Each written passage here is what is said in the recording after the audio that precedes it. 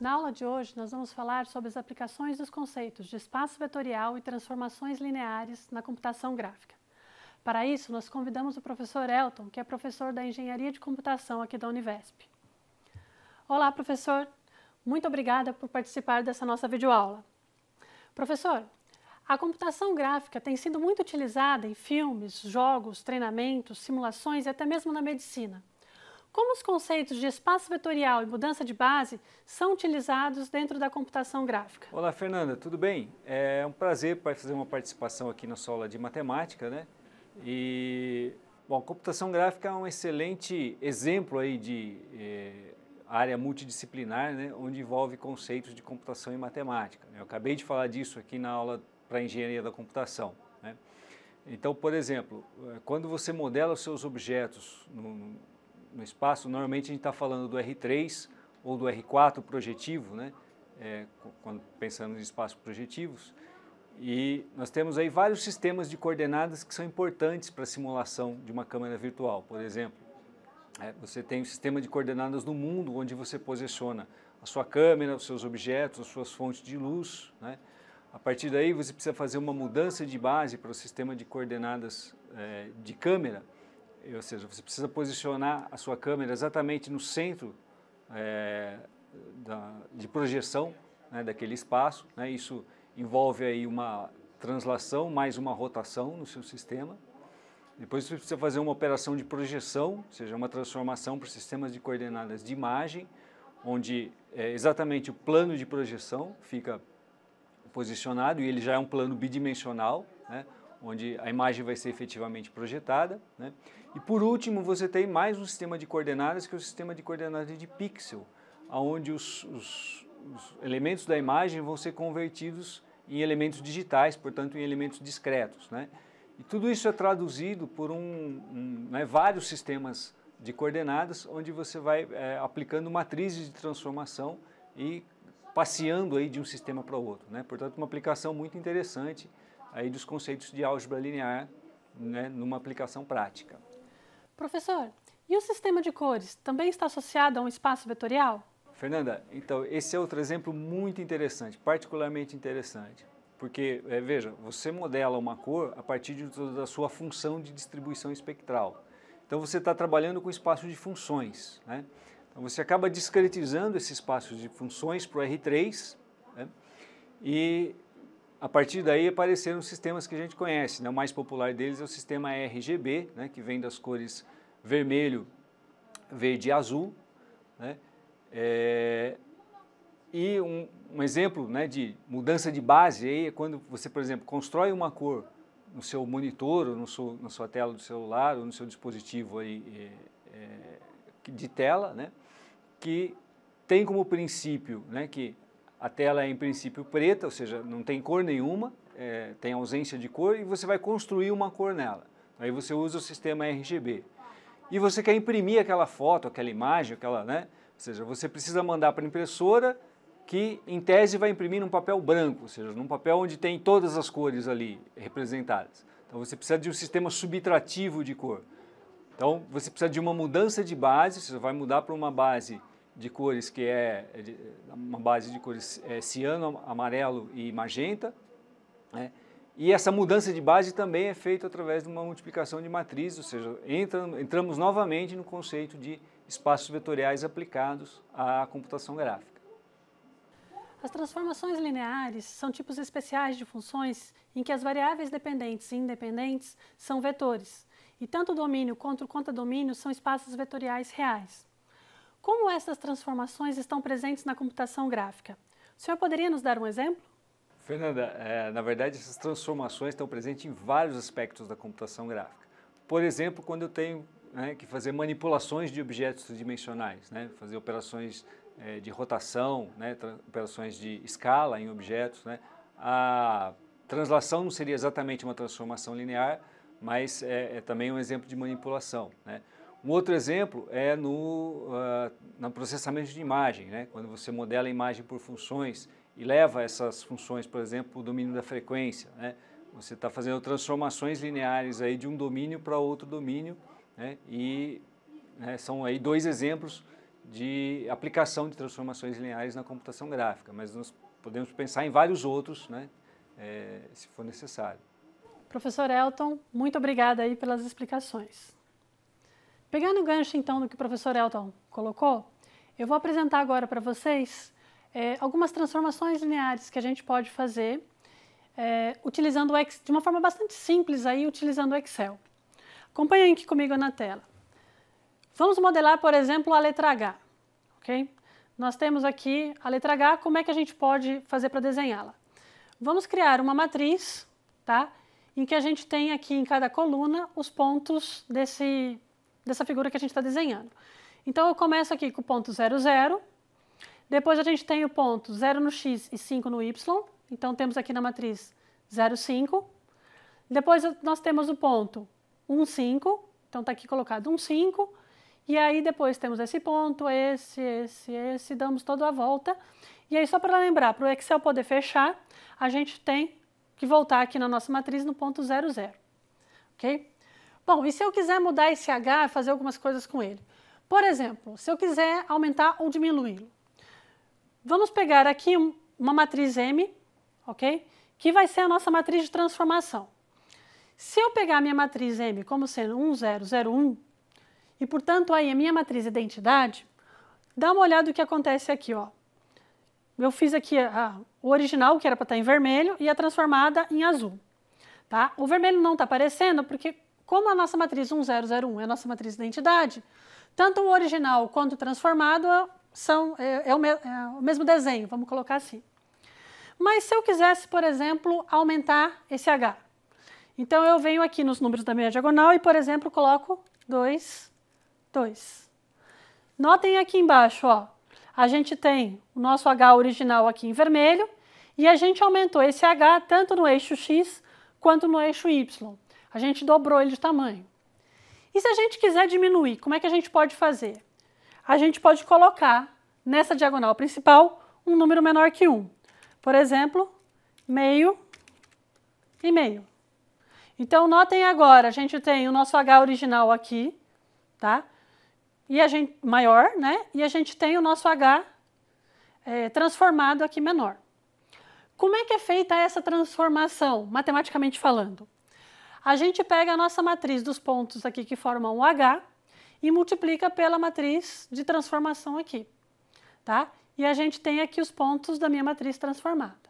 Esse Excel eu vou deixar disponível para vocês no AVA, então vocês vão poder brincá-lo, colocar vários números aqui testando possibilidades. Então, a primeira transformação que a gente pode fazer é a transformação de dilatação e contração, aumentar e reduzir. Qual outra transformação que a gente pode fazer? A gente pode fazer as transformações que a gente chama de reflexão. Então, eu quero rebater esse H no eixo X ou no eixo Y. Como é que a gente faz isso? Então, vamos de novo voltar para a nossa diagonal, só que agora, em vez da gente alterar o número, eu vou alterar o sinal. Então, eu vou colocar aqui, peraí, 1. A gente tinha aqui, só para recapitular, né, nossa matriz aqui, o H aqui. Então, se eu coloco menos 1 aqui, o que acontece? O meu H é refletido em torno do eixo X. Desculpa, em torno do eixo... Como é que eu vou colocar aqui, né? Ele é rebatido, girado em cima do Y, melhor. E se eu colocar aqui menos 1, eu rebato ele nos dois eixos. E se eu voltar 1 aqui e deixar só o menos 1 aqui, eu jogo o meu H para baixo. E aí vocês podem rebater ele para baixo, aumentando... Rebater ele para baixo, aumentando no eixo Y, né? E aí testar, fazer várias brincadeiras aí, tá? Bom, então a gente fez reflexão e fizemos dilatação e contração. O que mais que a gente pode fazer? Sabe aquela letra itálica que você tem lá no seu editor de texto? Pois bem, agora a gente vai pegar onde está 0 e vamos colocar um número. Por exemplo, vou colocar o número 2 aqui. Nota que ele dá uma inclinada. Posso, ao invés de 2, colocar meio. Essa inclinação é um pouco menor. Vamos voltar ao 0 aqui e colocar agora o número 2, por exemplo, aqui. Agora eu faço a inclinação, só que agora eu estou fazendo essa inclinação no outro eixo. Então eu tenho 2, posso colocar aqui meio né, fazer só rebater no meio. Posso colocar o meio aqui com, sei lá, 2,5 aqui. Nossa, quase não dá para ver o H desse jeito. Vamos colocar aqui, sei lá, 1,5 então. Ok? E aí você pode ir brincando e fazendo as transformações. Essa transformação, quando você altera os valores do zero da sua matriz de identidade, é chamada de cisalhamento. Bom, e se a gente quiser agora rotacionar esse H, como é que fica? Bom, colocando aqui para vocês na planilha 2, já deixei aqui esquematizado, como é que a gente pode fazer essa rotação? Bom, temos a nossa matriz A, que é o nosso H original, e a nossa matriz transformação, ela é escrita dessa forma: cosseno de um ângulo, menos seno, seno, cosseno. Tá? E a gente vai poder girar aí de várias formas. Eu coloquei aqui o θ como sendo 10 graus, e aí você pode vir aqui e alterar para 20, 30, 40, o que for. Desculpa, 20, 30, esse 30 aqui embaixo não. Qual que é a ideia aqui, ó? Um cuidado que vocês têm que ter quando forem utilizar o Excel. O Excel, ele normalmente calcula o valor do ângulo e você tem que dar a entrada desse ângulo em radianos. Então, eu deixei aqui a fórmula para vocês, porque a gente tem que colocar cosseno, radianos, para ele calcular o radiano de 30, para depois fazer o cosseno, tá? Então, tá tudo aqui, depois vocês podem pegar o próprio Excel e brincar lá. Então, o que acontece se a gente tiver colocado 10 graus? 10 graus, eu giro ele um pouquinho para cima. Se eu colocar 30 graus, eu giro um pouco mais. Se eu colocar 210 graus, ele vai rebater lá embaixo. Então, ele vem girando, ok? Em torno da minha origem aqui. E aí, vocês podem brincar como vocês quiserem aqui para rebater esses valores. A letra H é uma letra simples, mas se a gente tiver um desenho um pouco mais complexo, por exemplo, a letra A, ok? A letra A, como é que a gente pode modelar essa letra? Então, vamos pensar, eu vou ter que fazer esse contorno externo aqui, é a minha primeira matriz, que a gente está chamando aqui de matriz A. Então, eu tenho aqui o ponto 00, o ponto 15, o ponto 25, ok? O ponto 30 e assim por diante. E eu vou ter uma outra matriz que define essa outra curva aqui, ó, essa outra linha do meu gráfico, tá? Então, a gente tem aqui o ponto 1, 2,5, 1.34 e assim por diante. Então, para modelar esse A, a gente tem, na verdade, duas matrizes. E aí, como é que a gente faz a brincadeira para poder fazer essas transformações? Então, vamos de novo aqui colocar a nossa matriz de identidade. Então, se vocês olharem aqui embaixo, o azul e o vermelho estão juntos. Vamos supor que eu quero aumentar esse A. Então, eu vou colocar aqui 2 e 2. Então, o que a gente vai ter que fazer? A gente vai ter que pegar a minha matriz A e fazer a transformação pela matriz M. E então, aqui tem a transformação do A. E eu vou ter que pegar essa minha matriz B, multiplicar pela matriz M e fazer a minha transformação. E eu tenho aqui a matriz transformada. Tá? Então, volto a dizer, a gente pode também brincar, colocar lá menos 2, rebater esse A aqui de diversas formas e eu deixo aqui para vocês brincarem. Você pode depois utilizar esse Excel que eu vou deixar disponível para vocês e tentar montar as outras letras do alfabeto, outras figuras, de repente uma estrela. Um coração já seria um pouco mais complicado, porque seria uma curva. Mas dá para a gente pensar em modelar e fazer essas brincadeiras. Pegando o gancho que o professor Elton comentou, a translação também é uma transformação, mas não é uma transformação que a gente chama de transformação linear. Se a gente quiser fazer uma translação, como é que a gente faz? Ou seja, se eu quiser fazer o A, pegar e andar pela tela. O pessoal mais velho acho que lembra do Pac-Man, né? Então você quer fazer o Pac-Man andar lá pela tela do computador. Como é que a gente pode fazer isso? Bom, vamos pegar o exemplo do A, então a gente tem a nossa matriz da linha externa do A, a gente tem a nossa matriz B, que dá esse desenho aqui da parte interna, e aí como é que a gente faz essa transformação? Para fazer ele andar, eu tenho que pegar e somar um valor em todos os eixos X e todos os eixos Y de cada um dos pontos. Então, eu coloquei aqui de forma simplificada uma matriz M, menos 2, 3. A gente tem que tomar o cuidado, por quê? Só lembrando, né, para a gente somar duas matrizes, elas precisam ter o mesmo número de linhas e o mesmo número de colunas. Então, o que a gente vai fazer? Eu vou pegar essa minha matriz A e vou somar com uma matriz M, e essa matriz M ela tem que ser desse tamanho, ok?